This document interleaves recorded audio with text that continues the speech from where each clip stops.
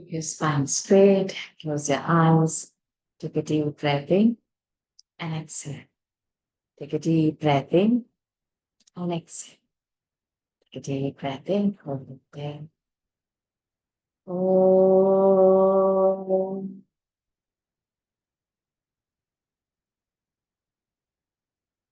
Om.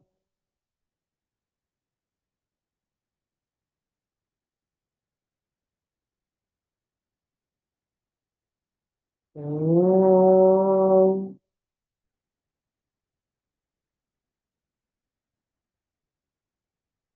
Om Shri Ganeshaya Namaha. Om Shri Saraswatyai Namaha. Om Shri Gurubhyo Namaha. Samasta Jana Kalyane Niratam Karunamayam Namami Chinmayam Devam Sadgurum Brahmavidvaram Sadgurum Brahmavidvaram यो अन्तः प्रविश्य मम वाचमिमां प्रसुप्तां सञ्जीवयत्यखिलशक्तिधरस्वधाम्ना अन्यांश्च हस्तचरणश्रवणत्वगादीन् प्राणान्नमो भगवते पुरुषाय तुभ्यम् प्राणान्नमो भगवते पुरुषाय तुभ्यम् श्रीराम राम रामेति रमे रामे मनोरमे सहस्रनाम तत्तुल्यं राम नाम वरानने आपदामपहर्तारं दातारं सर्वसम्पदां लोकाभिरामं श्रीरामं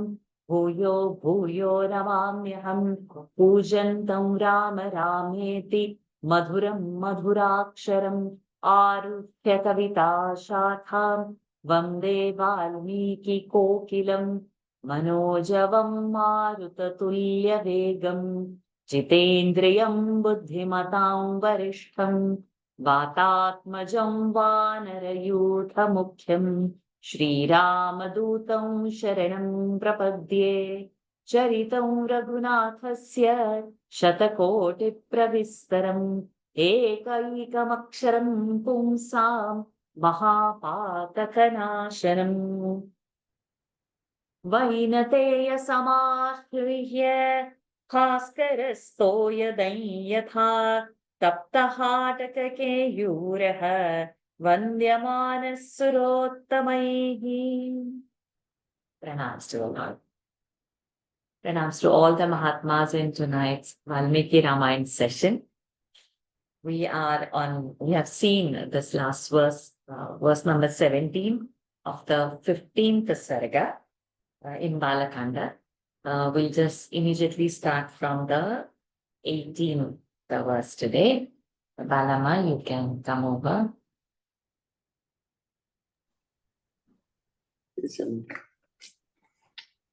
Yes, Brahmana cha samagatya. Brahmana sa samagamya. Samagatya. Gatya. Brahmana sa samagatya. Tatra tasthau samahitaha. Tatra tasthau samahidaha. Tamabruvan suras sarve. Tamabruvan sura sarve. Samabhishtuya sannataha. Samapishtuya santataha. And again I'll do. Brahmana sa samagatya tatra tastau samahidaha. Tamapruvan sura sarve samapishtuya sannataha. Brahmana cha samagatya tatra tasthau samahitaha tamabruvan suras sarve samabhishtuya sannataha. Nay, meeting Brahma, he took his position there in that assembly, composed in mind. Duly extolling him and bent low in reverence, all the gods prayed to him as follows. For this, we will do one verse with Balama Sajitji, and after we finish all the verses, then you read it as a whole. Balama, verse 19. Tvan niyokshyamahe Vishnu त्वां नियोष्म महे विष्णु लोकानां हितकाम्यया लोकानां हितकाम्यया राज्ञो दशरथस्य त्वम् राज्ञो दशरथस्तं त्वं यत् दशरथस्य त्वम् तस्य दशरथस्य त्वं राज्ञो दशरथस्य त्वम् अयोध्याधिपतेर्विभो अयोध्याधिपते तिपतेर्विभो Now you can read the whole one. Tvam niyokshyamahe.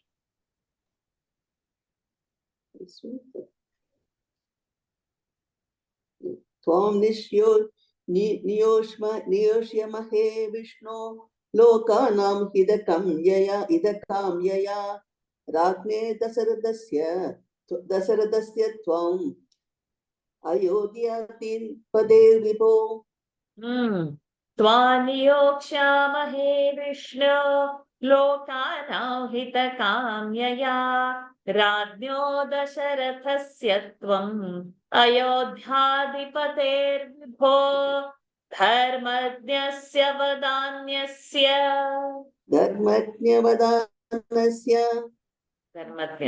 Okay महर्षि समतेजसः अस्य भार्यासु तिसृषु तस्य भार्यासु त्रिषु श्रीकीर्त्युपमासु च श्रीकीर्त्युमापुसु च मासु च कीर्त्युपमासु च कीर्त्यसु उपमासु च कीर्त्युमासु च कीर्त्युसु उपमासु च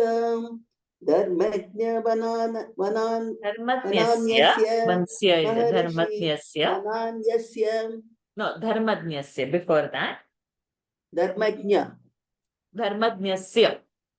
धर्मज्ञस्य वनान्यस्य महर्षि समातेजसः तस्य पार्यासु तिसृषु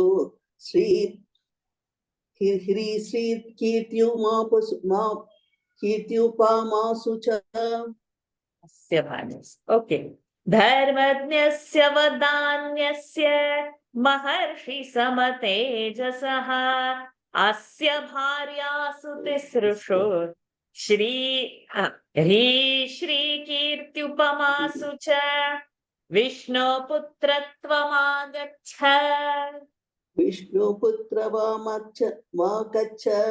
पुत्रत्वमागच्छ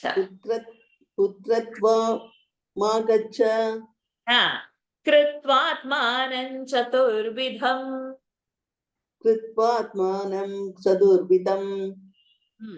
तत्र त्वं मानुषो भूत्वा प्रवृद्धं लोककण्टकम् विष्णुपुत्रत्वं लोककण्टकम्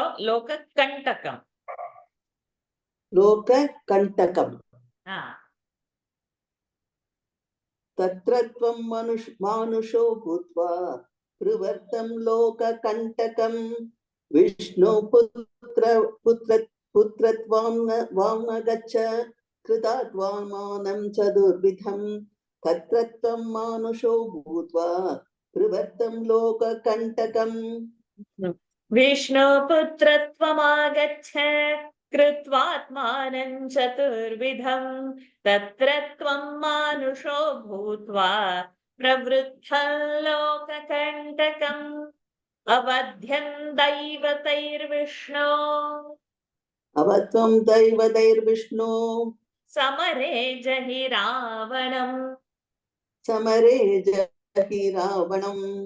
सहि देवान्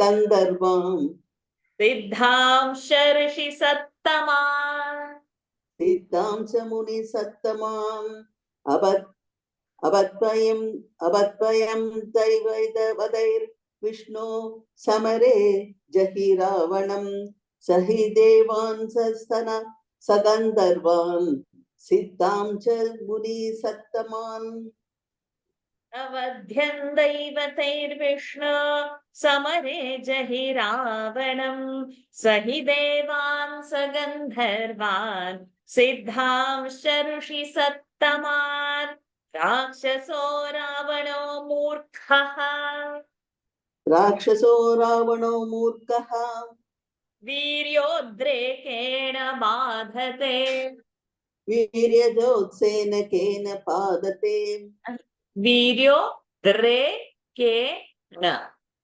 वीर्योत्सेकेन द्रे वीर्योद्रेकेण रेकेन द and a r द्रे रे वीर्योद्रेकेन पादके ऋषयश्च ततस्तेन ऋषयस्तु ततस्तेन गन्धर्वाप्सरसस्तथा गन्धर्वा प्रसन्द सरस्तथा प्रसस्तथा गन्धर्वाप्सरसस्तथा रसस्तथा राक्षसो रावणो मूर्खो वीर्योद्रेकेन पादते ऋष्यासु ततस्तेन गन्धर्वा प्रसार No, not prasara, apsara. So Gandharvapsara. Apsara. No, Gandharvapsara. Gandharva Apsara. Apsara Stataha.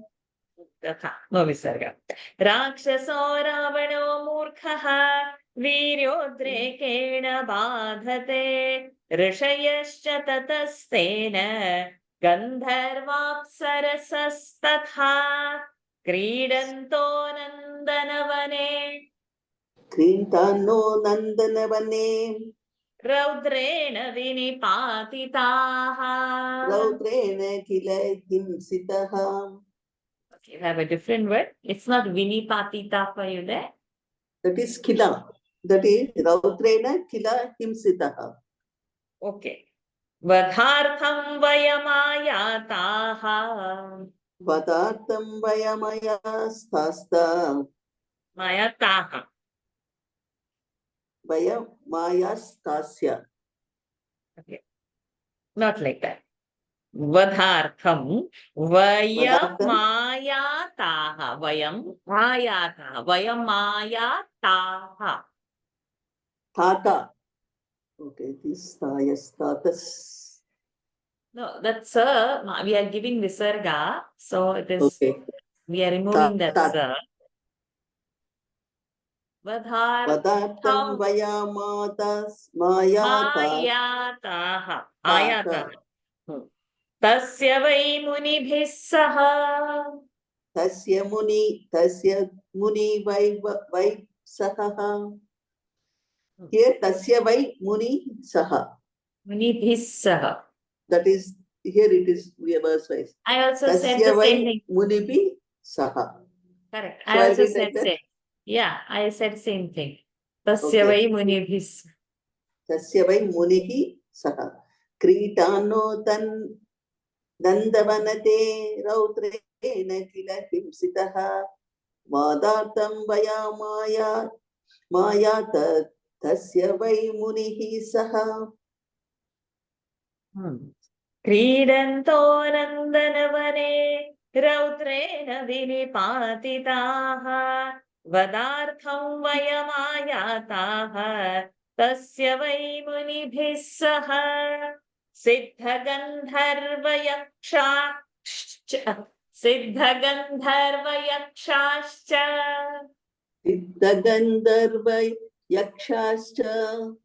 Tatastvam Sharanam Gataha Tatastvam Saranam Gataha Gataha Tvangatif Paramadeva Tvam gatihi paraman devaha. Gatihi should not say gatif para. Sarvesham naf param tapaha. Sarvesham Sarvesham naf param tapa. Sarvesham na parandapa Siddha Gandharva Yaksha Tatastvam Saranam Gadaham Tvam Gadi Parama Deva Sarvesham na parandapa. Thank you. Siddha Gandharva Yakshascha Tatastvam Sharanam Gataha Tvam Gatif Paramadeva Sarvesham naf param tapa. With intent to ensure the good of the worlds, O Vishnu, we are going to lay a burden on you. Yourself taking the form of 4 personalities, O all-pervading Lord, play you the role of a son to the munificent King Dasharatha, the ruler of Ayodhya, who knows what is right and is possessed of splendor equivalent to that of great rishis, through his 3 wives, Kaushalya, Sumitra, and Kaikeyi, who are akin to Shri, Shri, and Kirti, daughters of Daksha. Appearing in a human semblance through them, O Vishnu, pray make short work in an encounter of Ravana, the scourge of the world, who has grown very strong and is incapable of being killed by other gods. Through excess of prowess, that fool of a Ravana, who has developed the disposition of an ogre, is actually oppressing the gods, including the Gandharvas, the Siddhas, as well as the noblest of rishis.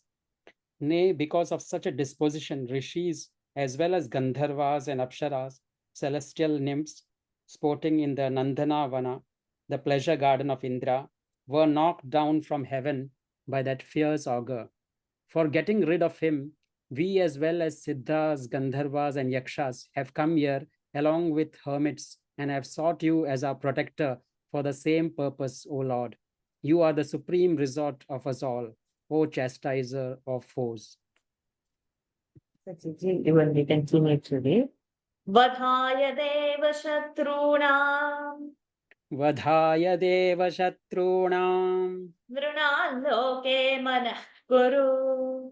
nrunam loke manah kuru Evam sutastu deveshah evam stutastu deveshah Vishnustridasha pungavaha Vishnustridasha pungavaha Pitamaha purogamsam Pitamaha puroganstan Sarvaloka namaskritaha Sarvaloka namaskritah Abravitridashan sarvam Abravitridashan sarvan Sametan dharma samhitan Sametan dharma samhitan Vadhaya deva shatrunam nrunam loke manah kuru evam stutastu deveshah Vishnustridasha pungavaha Pitamaha puroganstan sarvaloka namaskritah Abravitridashan sarvan Sametan dharma samhitan Vadhaya deva shatrunam nrunam loke manah kuru Evam stutastu deveshah Vishnustridasha pungavaha Pitamaha purogamstan Sarvaloka namaskritah Abravitridashan sarvan Sametan dharma samhitan. Therefore, resolve to descend into the mortal plane for the destruction of the enemies of gods. Thus extolled by the gods and others, Lord Vishnu, the ruler of gods and the foremost among them, the adored of all the worlds, addressed as follows: the assembled gods, headed by Brahma, the progenitor of the entire creation, who were all given to piety. Bhayam tyajata bhadram vaha Bhayam tyajata bhadram vaha hitartham yudhi ravanam हितार्थं युधि रावणम् सपुत्रपौत्रं सामात्यम् सपुत्रपौत्रं सामात्यम् समन्त्रिज्ञातिबान्धवम् समन्त्रिज्ञातिबान्धवम् हत्वा क्रूरन्दुराधर्षम् हत्वा क्रूरन्दुराधर्षम् देवर्षीणां भयावहम् देवर्षीणां भयावहम् दशवर्षसहस्राणि 10 वर्षसहस्राणि दशवर्षशतानि च 10 वर्षशतानि च वत्स्यामि मानुषे लोके वत्स्यामि मानुषे लोके पालयन् पृथिवीमिमाम् पालयन् पृथिवीमिमाम् एवं दत्त्वा वरं देवः एवं दत्त्वा वरं देवः देवानां विष्णुरात्मवान् देवानां विष्णुरात्मवान् मानुष्ये चिन्तयामास मानुष्ये चिन्तयामास जन्मभूमिमथात्मनः जन्मभूमिमथात्मनः ततः पद्मपलाशाक्षः ततः पलाशाक्षः पलाशाक्षः ततः पद्मपलाक्षाक्षः कृत्वात्मानं चतुर्विधम् कृत्वात्मानं चतुर्विधम् पितरं रोचयामास पितरं रोचयामास तदा दशरथं नृपम् तदा दशरथं नृपम् ततो देवर्षिगन्धर्वाः ततो देवर्षिगन्धर्वाः सरुद्रासाप्सरोगणाः सरुद्रासाप्सरोगणाः स्तुतिभिर्दिव्यरूपाभिः स्तुतिभिर्दिव्यरूपाभिः तुष्टुवुर्मधुसूदनम् तुष्टुवुर्मधुसूदनम् भयं त्यजत् भद्रं वः त्यजत तफुल् भयं त्यजत भद्रं वः हितार्थं युधि रावणम् अनुस्वाराजीकार भयं त्यजत् भद्रं वः हितार्थं युधि रावणम् सपुत्रपौत्रं सामार्त्यं समन्त्रिज्ञातिबान्धवम् हत्वा क्रूरन्दुराधर्षं देवर्षीणान् भयावहम् 10 वर्षसहस्राणि 10 वर्षशतानि च वत्स्यामि मानुषे लोके पालयन् पृथिवीमिमाम् एवं दत्त्वा वरं देवः देवानां विष्णुरात्मवान् मानुष्ये चिन्तयामास जन्मभूमिमथात्मनः ततः पद्मपलाशाक्षः कृत्वात्मानं चतुर्विधम् पितरं रोचयामास तदा दशरथं नृपम् ततो देवर्षिगन्धर्वाः सरुद्रासाप्सरोगणाः स्तुतिभिर्दिव्यरूपाभिः स्तुतिभिर्दिव्यरूपाभिः स्तुतिभिर्दिव्यरूपाभिः स्तुष्टुवुर्मधुसूदनम् भयं त्यजत भद्रं वः हितार्थं युधि रावणम् सपुत्रपौत्रं सामात्यं समन्त्रिज्ञातिबान्धवम् हत्वा क्रूरन्दुराधर्षम् देवर्षीणां भयावहम् दशवर्षसहस्राणि दशवर्षशतानि च वत्स्यामि मानुषे लोके पालयन् पृथिवीमिमाम् एवं दत्त्वा वरं देवः देवानां विष्णुरात्मवान् मानुष्ये चिन्तयामास जन्मभूमिमथात्मनः ततः पद्मपलाशाक्षः कृत्वात्मानः चतुर्विधम् पितरं रोचयामास तदा दशरथं नृपम् ततो देवर्षि गन्धर्वाः सरुद्रासाप्सरो गणाः स्तुतिभिर्दिव्यरूपाभिः तुष्टुवुर्मधुसूदनम्. Give up all fear. May good betide you.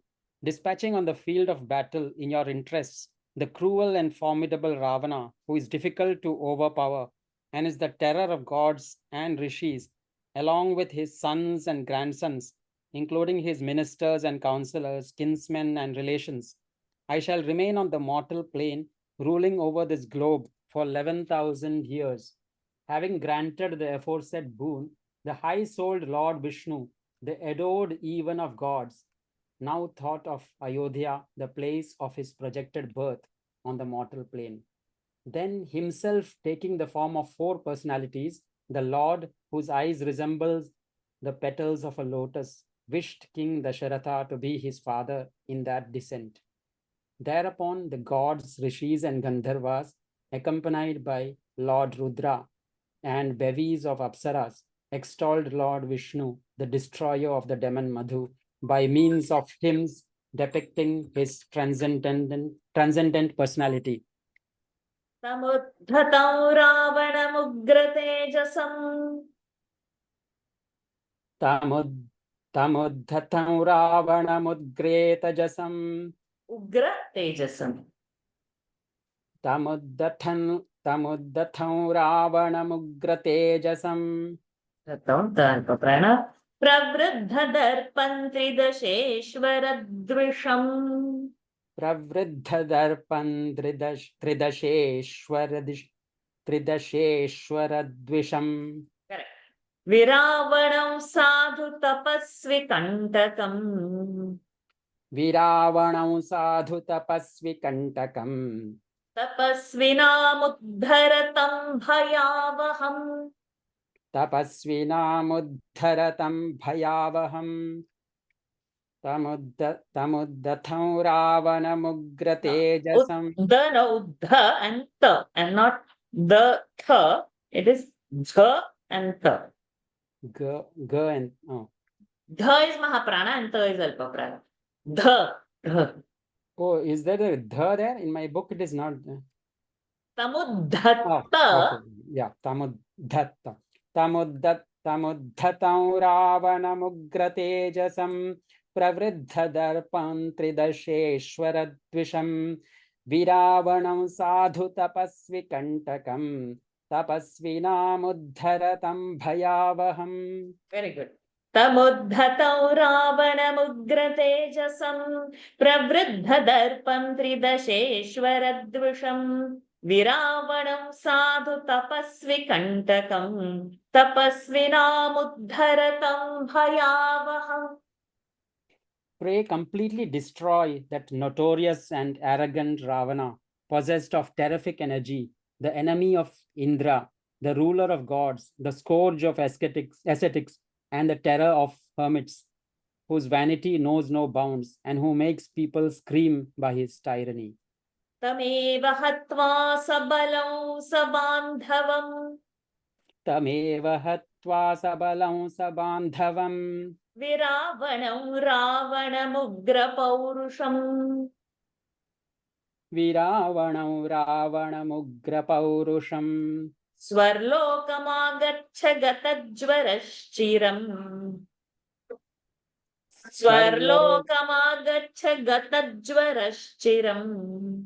Swarlokamagaccha gatajwaraschiram. सुरेन्द्रगुप्तं गतदोषकल्मषम्.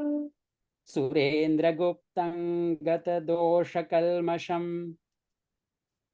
तमेव हत्वा सबलं सबान्धवं विरावणं रावणमुग्रपौरुषम् स्वर्लोकमागच्छ गतज्वरश्चिरं सुरेन्द्रगुप्तं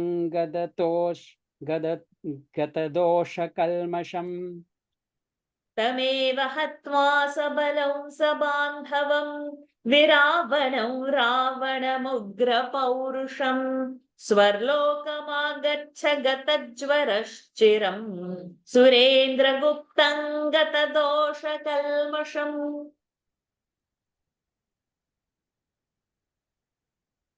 Having but killed the aforesaid Ravana of terrible prowess, who makes people loudly wail by his tyranny, along with his army and kingsmen, and thereby rid of anxiety, your devotees come back, O ruler of gods, to heaven Vaikuntha, your everlasting abode, guarded by yourself and free from all impurities in the shape of frailties like partiality and prejudice.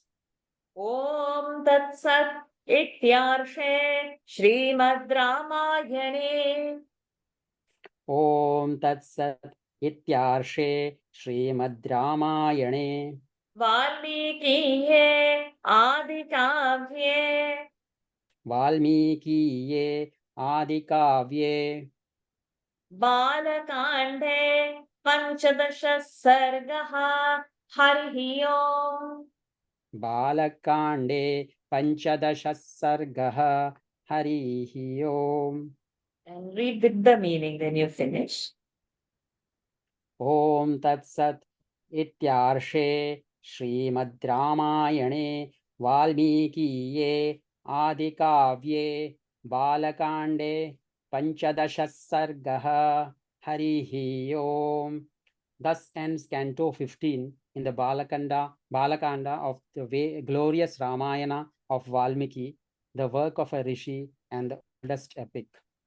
Om Tat Sat Ityarše Srimad Ramayane Valmikiye Adikavye Balakande Panchadasha Sargah Harihi Om.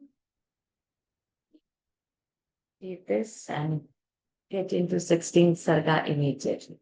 Those who want to volunteer, please keep your hands raised. Nikhilaji, please come over. Shodasha Sarga, in this what happens? There's a dialogue between Lord Vishnu and the gods bearing on Ravana. On disappearance of the Lord, an attendant of Prajapati, Lord Vishnu, the protector of all created beings, arises from the sacrificial pit and hands over to Dasharatha a basin containing milk boiled with rice and sugar, the payasam, and the latter divides it amongst his wife. So that's all we are going to see in this chapter. Let's see if we can finish the chapter. So we'll go a little faster so that there's a holiday for a month. We don't leave the verses. Tato Narayano Vishnuhu ततो नारायणो विष्णुः Niyukta Sura Sattamaihi युक्तः सुरसत्तमैः Janannapi Suranevam जानन्नपि सुरानेवम् Slakshnau Vachanam Abravir. लक्ष्णं वचनमब्रवीत् ततो नारायणो विष्णुः नियुक्तः सुरसत्तमैः जानन्नपि सुरानेवं श्लक्षणो वचनब्रवीत् Vachanam Slakshna. Tato Narayano Vishnuhu Niyukta Sura Sattamaihi Janannapi Suranevam Shlakshnau Vachanam Abravir. Solicited thus by the foremost of the gods, the all-pervading Narayana, though knowing everything, thereupon addressed the following sweet words to the gods. Upaya ko vadhe tasya उपायः को वधेस्तस्य Rakshasadhipate Suraha राक्षसाधिपते सुराः Yamahantam Samasthaya यमहन्तं समास्थाय Nihanyam Rishikantakam निहन्यां ऋषिकण्टकम् उपायः को बधे तस्य राक्षसाधिपते सुराः यमहन्तौ समास्थाय निहन्यामृषिकण्टकम् उपायः को वधे तस्य राक्षसाधिपते सुराः यमहन्तौ समास्थाय निहन्यामृषिकण्टकम्. What can be the device for dispatching the aforesaid ruler of the augurs, O gods, by resorting to which I may be able to uproot that thorn in the side of the rishis? एवमुक्तासुराः सर्वे एवमुक्तासुराः सर्वे प्रत्युचुर्विष्णुमव्ययम् प्रत्युचुर्विष्णुमव्ययम् मानुषं रूपमास्थाय मानुषं रूपमास्थाय रावणं जहि संयुगे रावणं जहि संयुगे एवमुक्तासुराः सर्वे प्रत्युचुर्विष्णुमव्ययम् मानुषं रूपमास्थाय रावणं जहि संयुगे एवमुक्तासुराः सर्वे प्रत्युचुर्विष्णुमव्ययम् मानुषं रूपमास्थाय रावणं जहि संयुगे. Asked thus by the Lord, all the gods replied to the immortal Lord Vishnu as follows: assuming a human semblance, make short work of Ravana in battle. सहिते तपस्तीव्रम् सहिते तपस्तीव्रम् दीर्घकालमरिन्दमा दीर्घकालमरिन्दमा येन तुष्टो भवद्ब्रह्मा येन तुष्टो भवद्ब्रह्मा लोककृल्लोकपूर्वजः लोककृल्लोकपूर्वजः सहिते तपस्तीव्रम् दीर्घकालमरिन्दमम्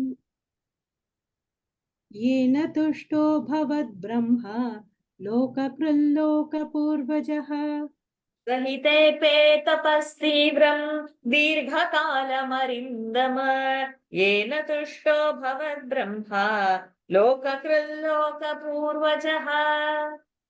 The fellow indeed practiced for a long time, O chastiser of foes, severe austerities by which Brahma, the maker of the universe and the progenitor of all created beings, got much pleased. सन्तुष्टः प्रददौ तस्मै सन्तुष्टः प्रददौ तस्मै राक्षसाय वरं प्रभुः राक्षसाय वरं प्रभुः नानाविधेभ्यो भूतेभ्यः नानाविधेभ्यो भूतेभ्यः भयं नान्यत्र मानुषात् भयन्नान्यत्र मानुषात् सन्तुष्टः प्रबदौ तस्मै राक्षसाय वरं प्रभुः नानाविधेभ्यो भूतेभ्यः भयन्नान्यत्र मानुषात् सन्तुष्टः प्रददौ तस्मै राक्षसाय वरं प्रभुः नानाविधेभ्यो भूतेभ्यः भयं नान्यत्र मानुषात्. Highly gratified, Brahma conferred on that augur a boon to the effect that he would have no fear from the different species of created beings other than man.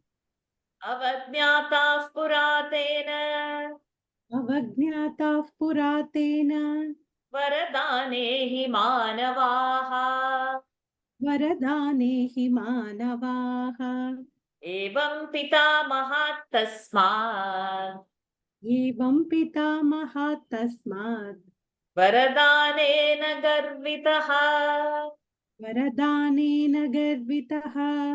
उत्सादयति लोकां स्त्रीन् स्त्रियश्चाप्युपकर्षति तस्मात् तस्य वधो दृष्टः मानुषेभ्यः परन्तप अवज्ञाताः पुरातेन वरदाने हि मानवाः एवं पितामहात् तस्मात् वरदानेन गर्वितः उत्सादयति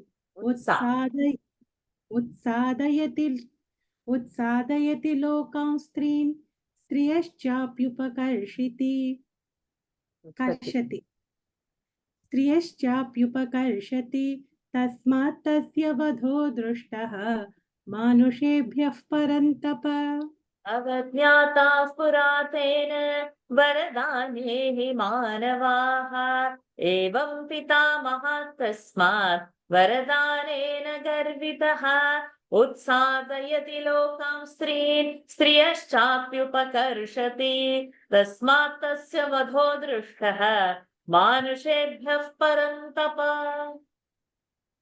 At the time of receiving the boon of yore, really speaking, men were treated as of no account, and they were left out of consideration by him.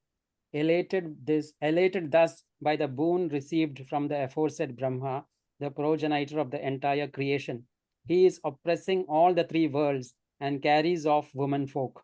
Hence, his death has been ordained at the hands of man, O chastiser of foes. इत्येतद् वचनं श्रुत्वा इत्येतद् वचनं श्रुत्वा सुराणां विष्णुरात्मवान्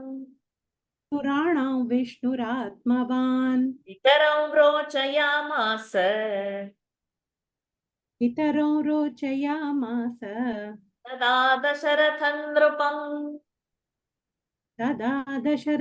नृपम् इत्येतद् वचनं श्रुत्वा सुराणां विष्णुरात्मवान् पितरौ रोचयामास तदा दशरथं नृपम् इत्येतद् वचनं श्रुत्वा सुराणां विष्णुरात्मवान् पितरं रोचयामास तदा दशरथं नृपम्. Hearing the aforesaid submission of the gods, the high-souled Lord Vishnu then desired King Dasharatha to be his father. सचाप्यपुत्रो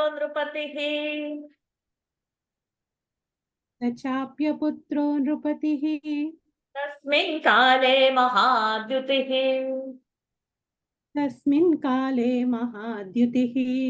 अयजत् पुत्र्यामिष्टिम्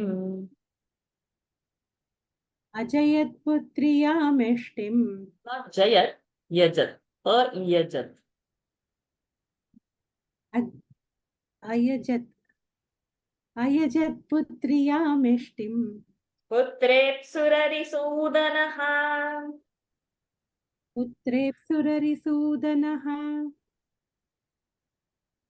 स चाप्यपुत्रे नृपतिः तस्मिन् काले महाद्युतिः स चाप्यपुत्रो नृपतिः तस्मिन् काले महाद्युतिः अयजत् पुत्र्यामिष्टिम् पुत्रेप्सुररिसूदनः स चाप्यपुत्रो नृपतिः तस्मिन् काले महाद्युतिः अयजत् पुत्र्यामिष्टिम् पुत्रेप्सुररिसूदनः.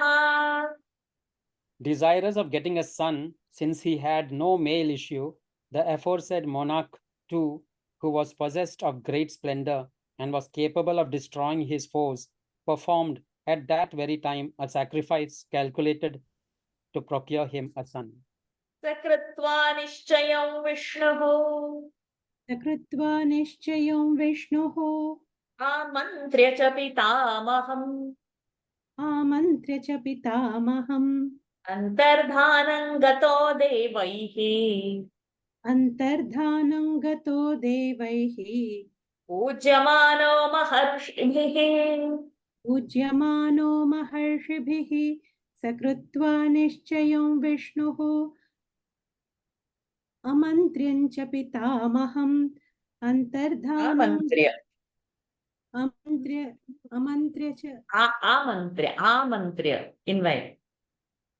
आमन्त्र्य च पितामहम् अन्तर्धानं सकृत्वा निश्चयं विष्णुः आमन्त्र्य च पितामहम् अन्तर्धानं गतो देवैः पूज्यमानो महर्षिभिः.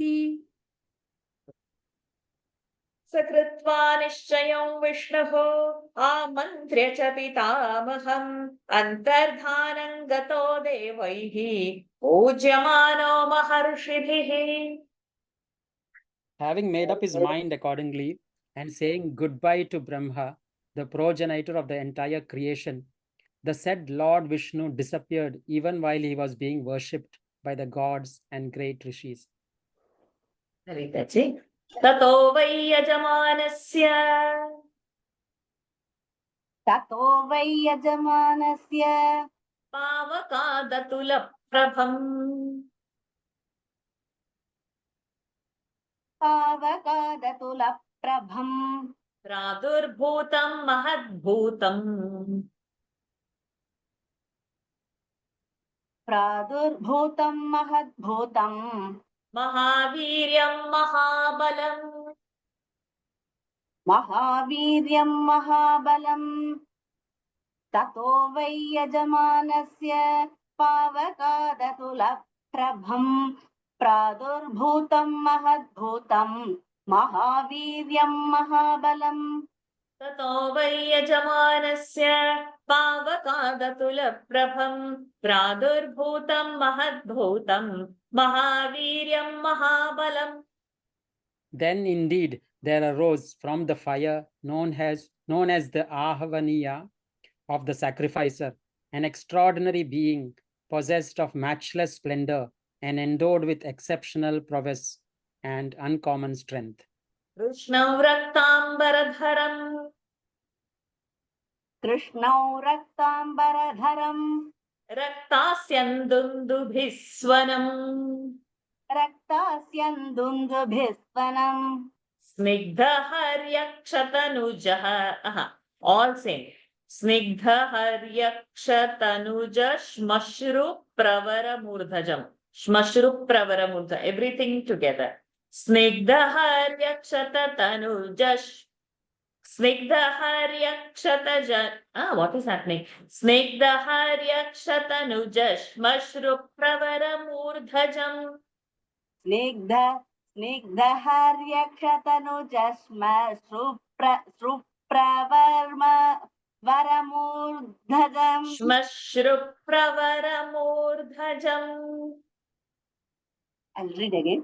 स्निग्धहर्यक्षतनुज श्मश्रुप्रवरमूर्धजम् कृष्णौ रक्ताम्बरधरम् रक्तास्यन्दुन्दुभिस्वनम् स्निग्धहर्यक्षतनुज श्मश्रुप्रवरमूर्धजम् कृष्णं रक्ताम्बरधरम् रक्तास्यन्दुन्दुभिस्वनम् स्निग्धहर्यक्षतनुज श्मश्रुप्रवरमूर्धजम्.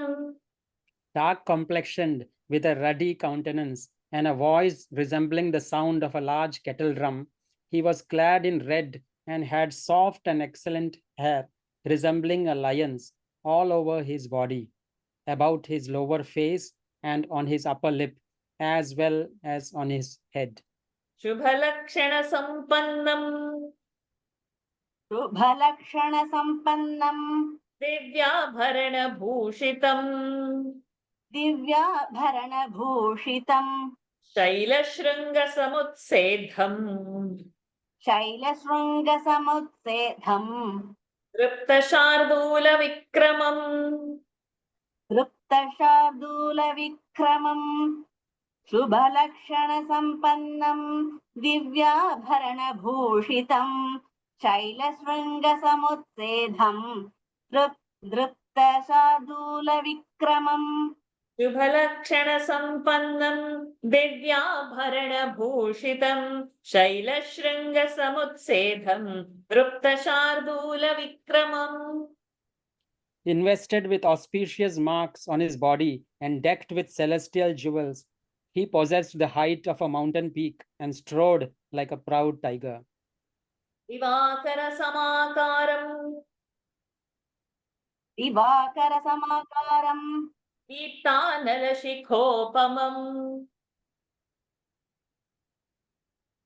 दीप्तानलशिखोपमम् शिखोपमा प्रण तप्तजाम्बूनदमयीम् तप्तजाम्बूनदमयीम् राजतान्तपरिच्छदाम् राजतान्तपरिच्छदाम् दिव्यपायससम्पूर्णाम् दिव्यपायससम्पूर्णाम् पात्रीं पत्नीमिव प्रियाम् पात्रीं पत्नीमिव प्रियाम् प्रगृह्य विपुलां दौर्भ्याम् प्रगृह्य विपुलां दोर्भ्याम् स्वयं मायामयीमिव स्वयं मायामयीमिव दिवाकरसमाकारम् दीप्तानलशिखोपमम् तप्तजाम्बूनदमयीम् राजतान्तरपरिच्छदाम् दिव्यापायससम्पूर्णाम् पात्रीं पत्नीमिव प्रियाम् गृह्य विपुलां दोर्भ्याम् स्वयं मायामयीमिव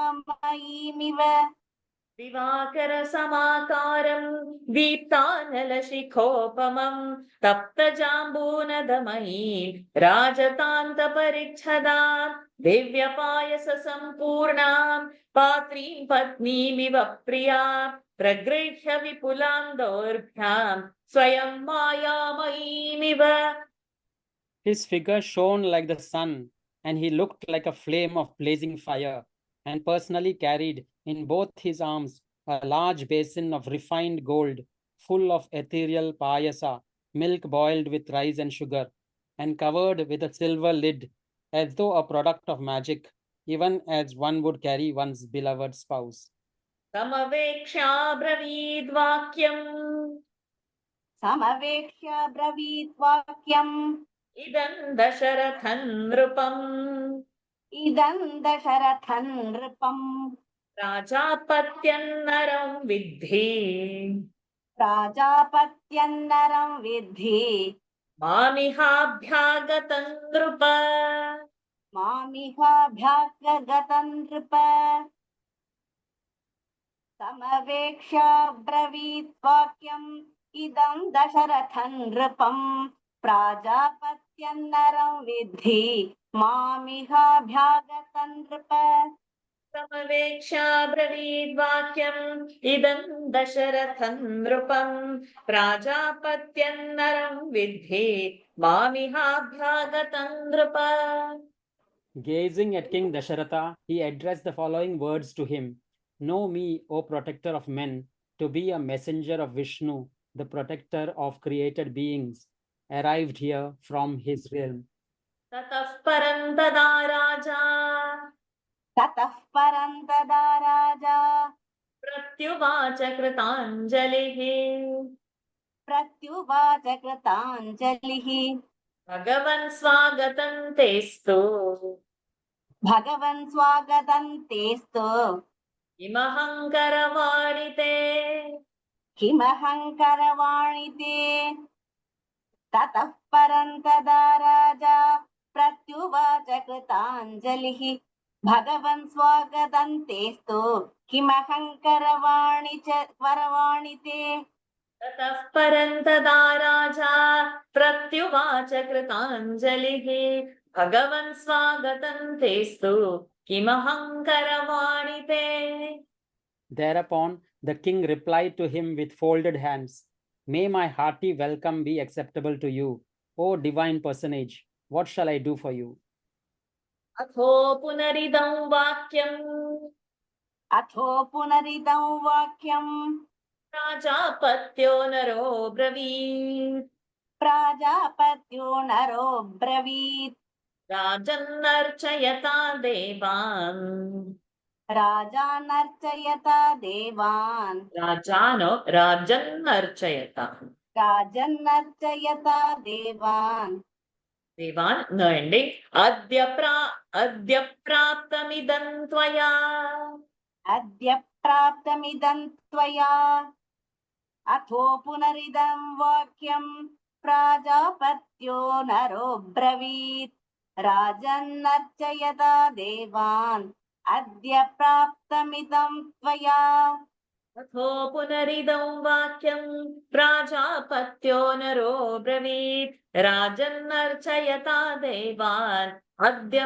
प्राप्तमिदं त्वया. The servant of Lord Vishnu now spoke the following words to him. By worshipping the gods by means of a horse sacrifice and a sacrifice performed for the sake of a male progeny, has this reward been secured by you today, O king?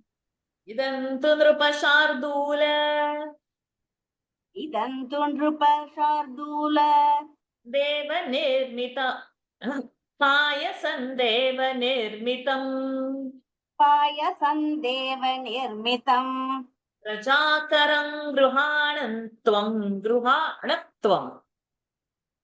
प्रजाकरं गृहाणत्वम् धन्यमारोग्यवर्धनम् धन्यमारोग्यवर्धनम् इदन्तु नृप शार्दूल पायसं देवनिर्मितम् प्रजाकरं गृहाणत्वम् धन्यमारोग्यवर्धनम् इदं तु नृपशार्दूल पायसं देवनिर्मितम् प्रजाकरं गृहाणत्वम् धन्यमारोग्यवर्धनम्.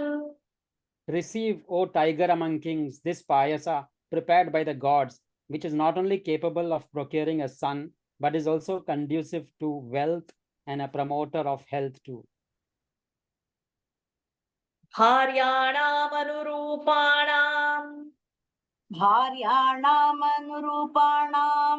अश्नीतेति प्रयच्छ वै. अस्ति repeat please अश्नीतेति प्रयच्छ वै. अस्नीते प्रयच्छ वै अश्नीतेति प्रयच्छ.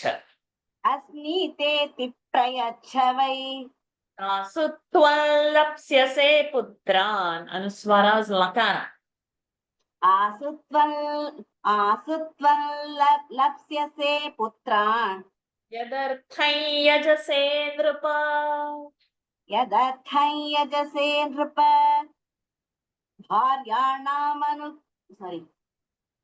भार्याणामनुरूपाणाम् अस्नीतेति प्रयच्छ वै तासु त्वल्लप्स्यसे पुत्रान् यदर्थं यजसे नृप आर्याणामनुरूपाणाम् अश्नीतेति प्रयच्छ वै.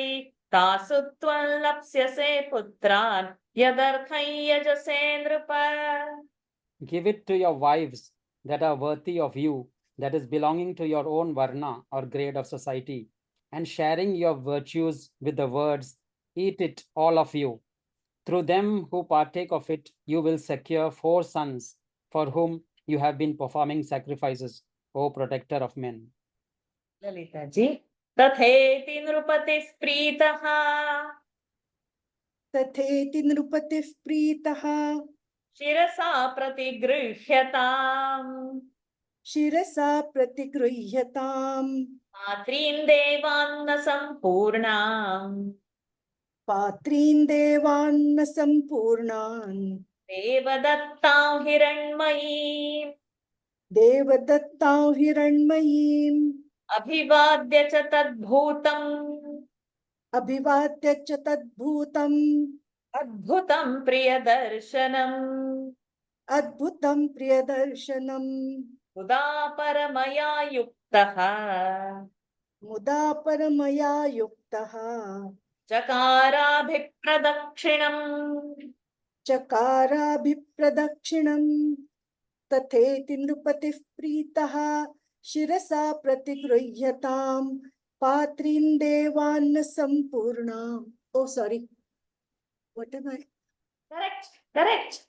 पात्रीन् देवान्न सम्पूर्णान् देवदत्तां हिरण्मयीम् अभिवाद्य च तद्भूतम् अद्भुतं प्रियदर्शनम् मुदा परमया युक्तः चकाराभिप्रदक्षिणम्. End of the pada sampurna. End of the pada patri and devadatta. 21st, second and the third pada. तथेति नृपतिः प्रीतः शिरसा प्रतिगृह्यता पात्रीं देवान्न सम्पूर्णां देवदत्तां हिरण्मयीम् अभिवाद्य च तद्भूतम् अद्भुतं प्रियदर्शनम् मुदा परमया युक्तः चकाराभिप्रदक्षिणम्. Accepting delightfully with his head bent low and with the words, "So be it," the aforesaid gold basin full of heavenly food and vouchsafed by the Lord, and greeting that extraordinary being of delightful aspect, the king, full of supreme joy, went round him clockwise as a mark of respect. ततो दशरथः प्राप्य ततो दशरथः प्राप्य पायसं देवनिर्मितम् पायसं देवनिर्मितं बभूव परमप्रीतः बभूव परमः प्रीतः प्राप्य वित्तमिवाधनः प्राप्य वित्तमिवाधनः ततो दशरथः प्राप्य पायसं देवनिर्मितं बभूव परमः प्रीतः प्राप्य वित्तमिवाधनः ततो दशरथः प्राप्य पायसं देवनिर्मितं बभूव परमप्रीतः प्राप्य वित्तमिवाधनः. Dasharatha felt highly pleased to secure from him the payasa prepared by the gods, even as a pauper would on obtaining riches.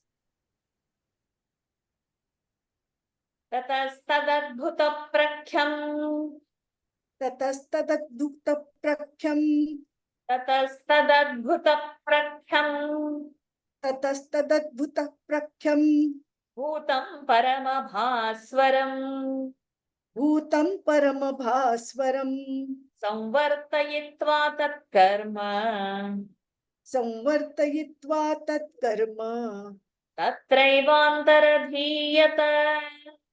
तत्रैवान्तरधीयत. Yes. ततस्तदद्भुतप्रख्यं भूतं परमभास्वरं संवर्तयित्वा तत्कर्म तत्रैवान्तरधीयत. ततस्तदद्भुतप्रख्यम् भूतं परमभास्वरम् संवर्तयित्वा तत्कर्म तत्रैवान्तरधीयत. Having disposed of the duty of handing over the payasa to the king, that most effulgent being of wonderful appearance then vanished into the fire itself.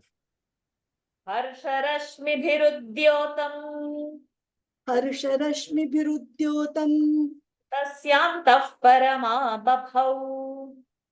तस्यान्तः पुरमा बभौ. I have in my book. Correct.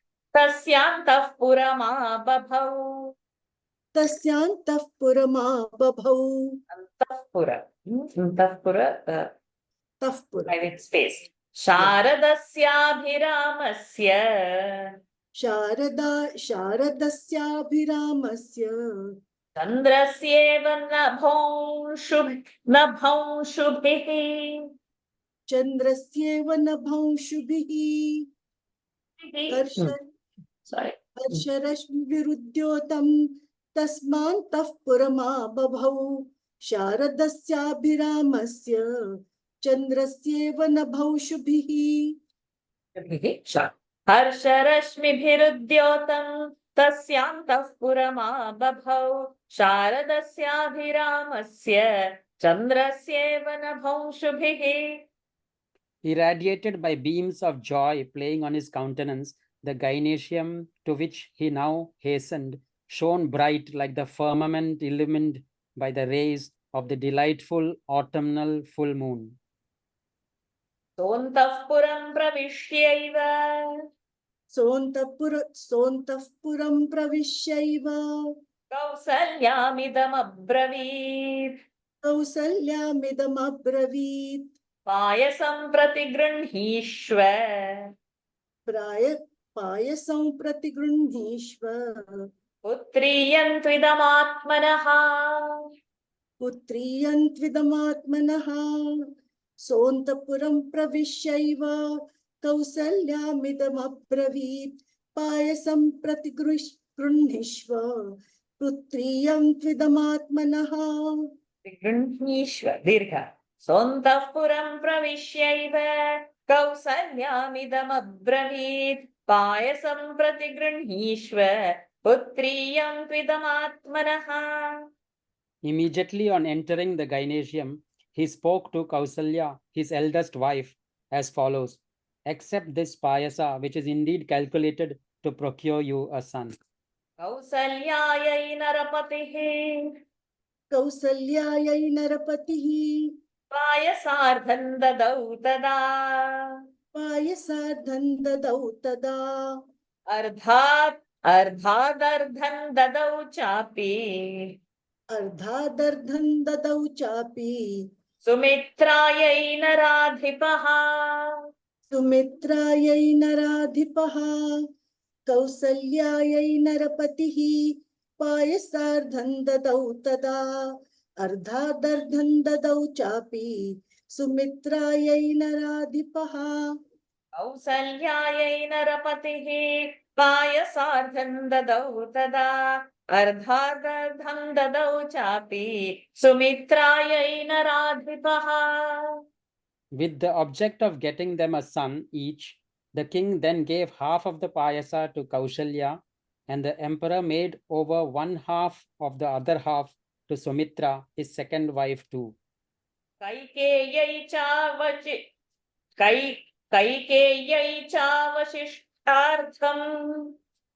कैकेय्यैश्चावधिष्ठार्थं no sha between Kaikeyi and cha. कैकेय्यै चावशिष्टार्थम् कैकेय्यै चावशिष्टार्थं ददौ पुत्रार्थकारणात् ददौ पुत्रार्थकारणात्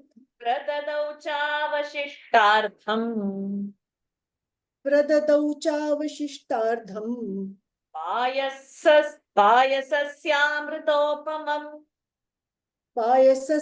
पायसस्यामृतोपमम् अनुचिन्त्य सुमित्रायै कैकेय्यै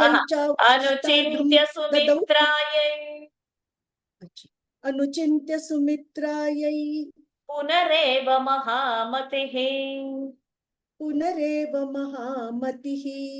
एवं तासां ददौ राजा भार्याणां पायसं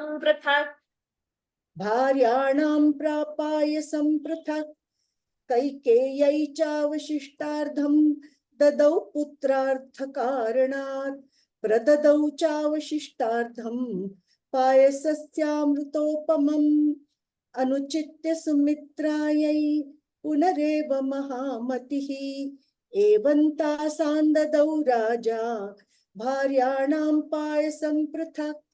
कैकेय्यै चावशिष्टार्धं ददौ पुत्रार्थकारणात् प्रददौ चावशिष्टार्धं पायसस्यामृतोपमम् अनुचिन्त्य सुमित्रायै पुनरेव महामतिः एवं तासां ददौ राजा भार्याणां पायसं पृथक्.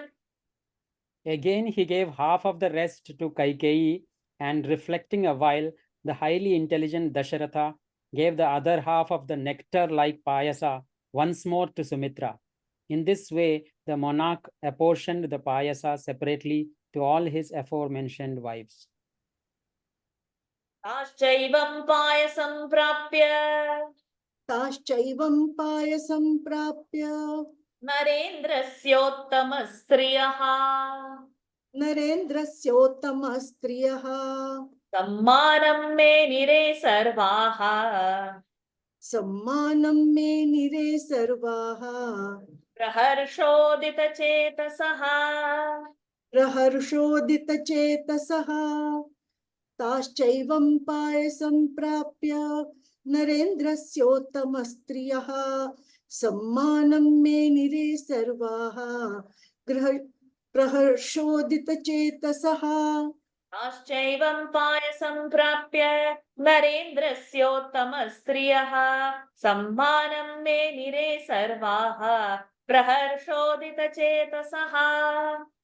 All the aforesaid noble wives of the emperor deemed this apportionment as a unique honor, their mind enlivened through excessive joy on receiving the payasa.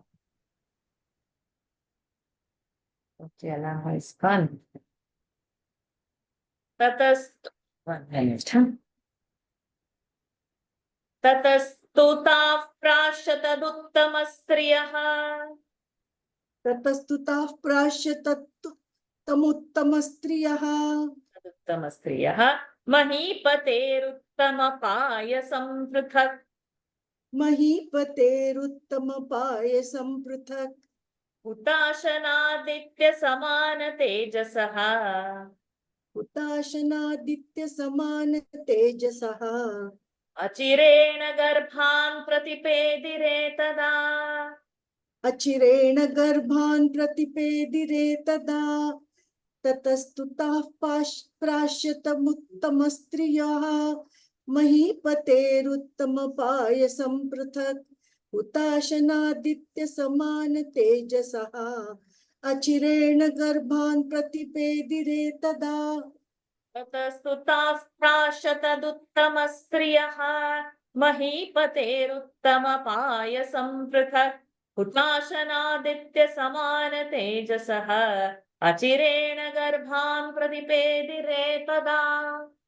Partaking of the excellent payasa separately the same moment, those noble wives of the emperor actually felt before long, by virtue of it, the presence in their womb of offspring vying in splendor with the fire and the sun. ततस्तु राजा प्रतिवीक्षता स्त्रियः ततस्तु राजा प्रतिवीक्षता स्त्रियः प्ररूढगर्भाः प्रतिलब्धमानसः प्ररूढगर्भाः प्रतिलब्धमानसः बभूव हृष्टस्त्रिदिवे यथा हरिः बभूव हृष्टस्त्रिदिवे यथा हरिः सुरेन्द्रसिद्धर्षिगणाभिपूजितः सुरेन्द्रसिद्धर्षिगणाभिपूजितः ॐ तत्सत् इत्यार्षे श्रीमद् रामायणे ॐ तत्सत् इत्यार्षे श्रीमद् रामायणे वाल्मीकिये आदिकाव्ये वाल्मीकिये आदिकाव्ये बालकाण्डे षोडशः सर्गः बालकाण्डे षोडश सर्गः हरि ओम्. हरि ओम्.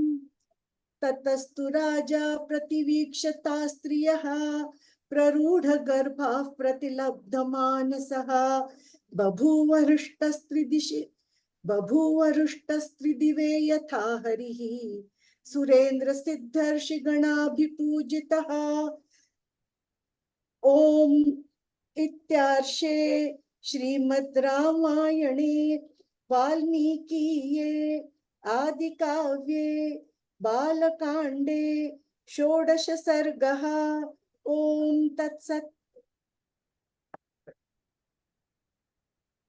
षोडशः सर्गः. Okay, you can read the meaning first, then let me chant. Perceiving the aforesaid queens with offspring in their womb quickened immediately afterwards, the emperor, who had attained his desired object and was adored by Indra, the ruler of gods, and hosts of Siddhas and Rishis, as the future father of the divine Sri Rama, felt delighted even as Indra does in heaven. Thus ends Canto 16 in the Balakanda of the glorious Ramayana of Valmiki, the work of a rishi and the oldest epic. Thank you. ततस्तु राजा प्रतिवीक्षता स्त्रियः प्ररूढगर्भाः प्रतिलब्धमानसः बभूव हृष्टस्त्रिदिवे यथा हरिः सुरेन्द्रसिद्धर्षिगणाभिपूजितः ॐ तत्सत् इत्यार्षे श्रीमद् रामायणे वाल्मीकीये आदिकाव्ये बालकाण्डे षोडशः सर्गः हरिः ओम्। Jai Shri Ram. So with his krupa and with our sankalpa, we completed before we could, and it's not too late, we can still be updated Gita on time. And now we have got enough material for a month to sit and read and practice and reread again, see the verses again, probably memorize the dhyana shlokas. So we have got enough work for a month to do and enjoy the sweetness of Ramayana. And then in July month, when we begin, we'll start with the 17th and reflect how the division of Payasam has happened. There were 4 parts, half is gone to Kausalya. Then that remaining half is there, right? Of that, half is gone to Sumitra. Then the remaining half is there, right? Oh, did my connection go? Am I It's come audible? back. Now Now it's you okay. Okay, I got that note. Okay, so 4 parts of Payasam. Half is gone to Kausalya. The other 2 parts are there. Of that, the half is gone to Sumitra. Then this is there. Of this, half is gone to Kaikeyi, and again remaining half is gone to Sumitra again. So we should know these divisions, like how it is divided, because from that the amshas are seen and reflected, who is getting what part and all. But again, revisit, reread. For those who feel it is too fast, please do not go away from the session. Be in this. You will learn it in this speed only, because we've got so many 1,000 verses. So by that time, I'll just guarantee you that you will pick it up, hear it, don't leave the session. And then maybe after one kanda is over, you will be also able to chant it as much fast. This is really Lord's guarantee. So you don't have to feel that, oh, it's too fast. Will I know or not? You will definitely know. By the time this is finishing, everybody would be able to know to chant Ramayana with speed only. There is no doubt about it, and correctly, flawless. Yes. So let's end today's session. Om Purnamadah Purnamidam Purnat Purnamudachyate Purnasya Purnamadaya Purnamevavashishyate. Om Shanti Shanti Shanti. Harihi Om Shri Gurubhyo Namaha. Harihi Om Shri Sita Ramachandrarpanamastu. Hari Om, everyone. Thank you for joining. Let's meet next month. Hari Om. Hari Om. Hari Om. Thank you. Thank you, Ashati. Thank you, Hari Om. Hari Om. Hari Om, Ashwati. Thank you very much. Hari Om. Thank you, Sri. Thank you.